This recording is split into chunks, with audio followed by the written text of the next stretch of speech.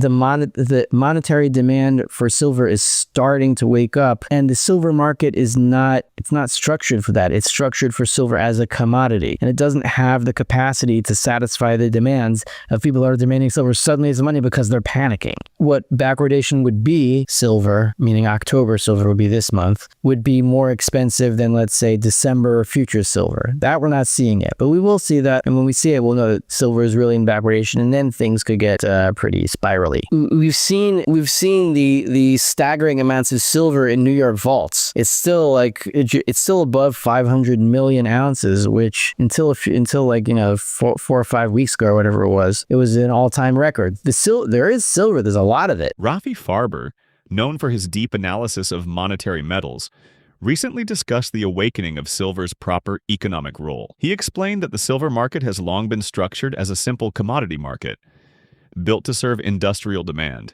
not sudden monetary demand from investors seeking protection. But that structure is now being tested. As people increasingly turn to silver as a form of money, the system lacks the physical capacity to meet that shift. When near-term silver trades at a higher price than futures, would mark a tipping point, signaling panic and physical scarcity. Though inventories remain high for now, he emphasized that sentiment can flip fast once monetary fear takes hold. If you found this analysis helpful, make sure to hit that like button, share it with fellow investors who follow gold and silver, and subscribe so you don't miss the next big update. Gold and silver fall down specifically on October, whatever it was, 21st, and then we could look at the movements in the market, but that's all inevitable. It's always the same story. There's going to be something that is going to cause a correction until the Fed reinflates. So wait for that to happen, and then you can say that there's going to be no more corrections. But until then, you got to stay balanced. We can't be too euphoric, and we can't be too discouraged because we're still in a dollar short squeeze where there's more debt than dollars that exist, and that's what's going to happen. Late 1923, when the hyperinflation was in full swing, you had government agents of the Weimar Republic just like raiding people and stealing whatever hard money they had on them to try to get ahead of the hyperinflation, where they had gold coins in their pockets or silver coins, and they even outlawed platinum because some people were hoarding platinum and using platinum for exchange because they couldn't use the stupid paper mark. Even back in 1923, platinum was still being hoarded as some kind of a money, as some better money than paper money. The reason platinum would be disjointed, not necessarily because there's a sudden demand for catalytic converters or whatever, platinum is used for primarily, and that's primarily catalytic converters in cars and other strange niche kind of things that I really have no understanding of. I don't understand car parts or anything like that. But since it is a pseudo money and the liquidity is so low, people could think, well, gold's too expensive. It's like $4,400 an ounce. And there's probably a little bit of a physical premium on it. To get an ounce would probably be $4,400 today, despite the fall. And they might get some silver, but they might also want something that's more value dense just to preserve their wealth.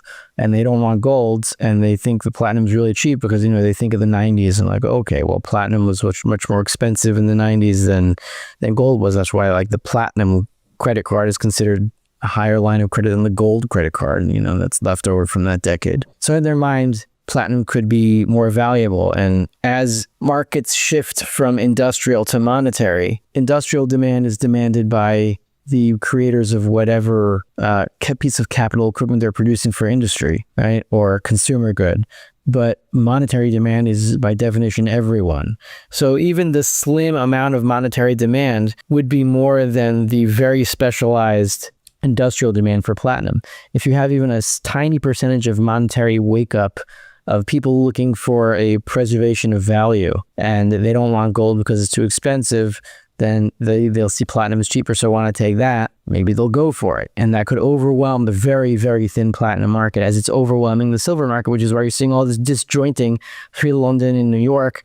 What that means just very broadly in a broad brush strokes is that the monetary demand for silver is starting to wake up, And the silver market it's not structured for that. It's structured for silver as a commodity.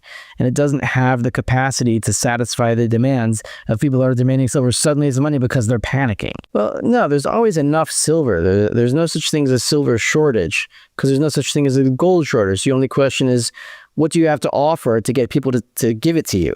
How much are they going to go for, right? We've seen the staggering amounts of silver in New York vaults. It's still above 500 million ounces, which until 4 or 5 weeks ago or whatever it was an all-time record. There is silver. There's a lot of it. Even London has a lot of silver. It's just most of it is being stored in ETFs, and in New York, most of it's being stored by who knows who owns this stuff. It's there. It exists. It's just people aren't selling it for the $50 that the exchanges say that it's worth now. So what does the price have to go up to in order for this silver to be dispersed, to the masses or to whoever wants it? It's probably prices are going to have to go up. Yeah. And in the meantime, you have these market actors that can mess with the price. I'm not saying in a nefarious way. It's just I don't know exactly what is causing silver to sell off a few days ago specifically then, but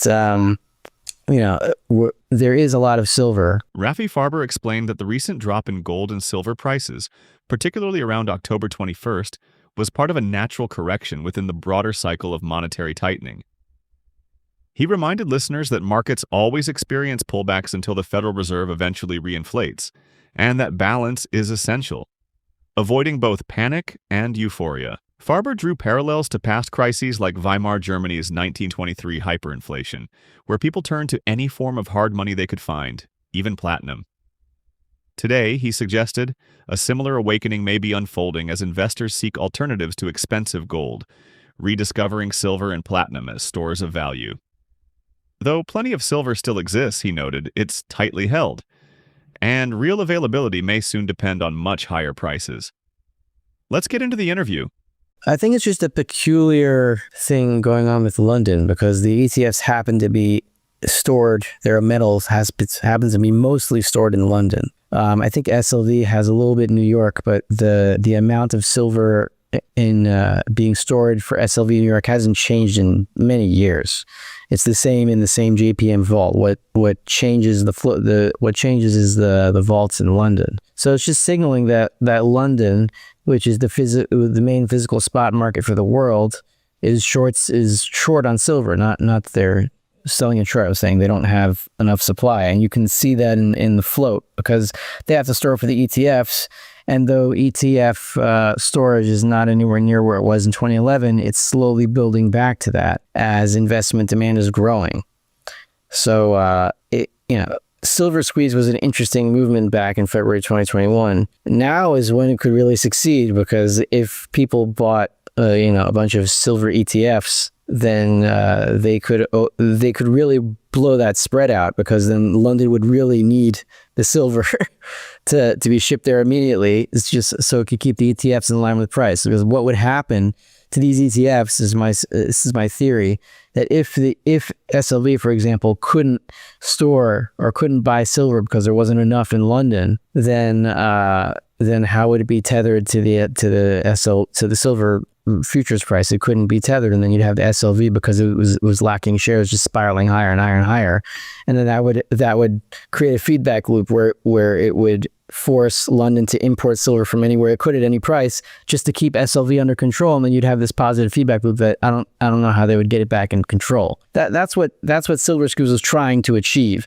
and I think it could achieve that now specifically because of the spread between London and New York. But why I say it's not backwardation is because New York silver is a different good. What backwardation would be is New York spot silver, meaning October silver would be this month, would be more expensive than, let's say, December futures silver. That we're not seeing yet, but we will see that. And when we see it, we'll know that silver is really in backwardation, and then things could get pretty spirally. We just have to remember that this is what has happened every time since 1918.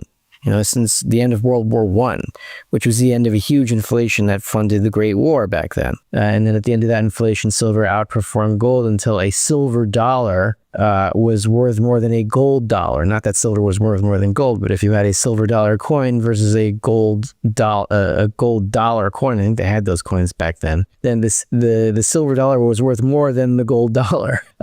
So it was 1918 was the first time this century. You had it in 1968, 1980, 2011. Every single time there's some sort of a monetary reset, minor or major, then silver always handily outperforms gold. Like obviously, what's that word? Not sporadically. Like in a frenzy. There's just a huge bid for silver, and we didn't see anything near that at all. Like we were applauding, and we were like, giving a nice little polite round of applause to silver when it finally caught up to the rate that gold was rising, and even that wasn't every day. And so maybe since since August or September, silver has very slightly outperformed gold. But so it went from a ratio of like 107 to 1 in April to now 80 to 1 a few days ago. So okay, fine, it's a little bit of an outperformance, but you're counting from 107. That's not a normal ratio. So whatever is happening now, it's not an intermediate top. If it is a major top, it would be like any of the other ones that we've experienced since 1918. If you want to go into the why, it depends where your vision is most keen, what aspects of the gold and silver market you connect to or you look at, are you able to analyze the best? And I'm always broadly monetary. So whenever silver outperforms gold, it's a signal that credit is breaking down, and either the Fed intervenes and it saves the credit market by adding more credit. Adding more credit means adding more debt, because it's the same thing. Credit and debt are two sides of the same coin. So if the Fed's able to add more credit, add more debt, and then it's like a borrower who you're demanding he pay you back, and then he gets more credit from someone else, and he's able to pay you back in credit, and you're like, okay, fine, so I'll extend the term on your loan, and you'll keep giving me this credit. So that's what the Fed does. It just keeps extending the loan. So as long as it can do that, it can calm down the money markets and expand the credit markets. But when silver outperforms gold, that means either the Fed has to reinflate and suppress the monetary prices in terms of credit, or it's done. And this time they'll try to reinflate and it won't work. It'll be done. And we're just waiting for that last surge of silver over gold. It's going to end somewhere around 15 to 1. We don't know exactly when, but my guess is there's a bank crisis of some sort. The Fed cuts to zero, starts QE again, and then the metals just go up, limit up one day, limit up day 2, limit up day 3, limit up day 4. It's going to be like the end of 1979, the beginning of 1980, except this time there's going to be no correction back down. Rafi Farber concluded by noting that what's unfolding now in silver mirrors the great historical turning points of 1918, 1968, 1980, and 2011. Moments when credit systems broke and silver outperformed gold. London's tightness in physical supply, combined with ETF demand and a growing gap between London and New York prices, hints at deep stress beneath the surface.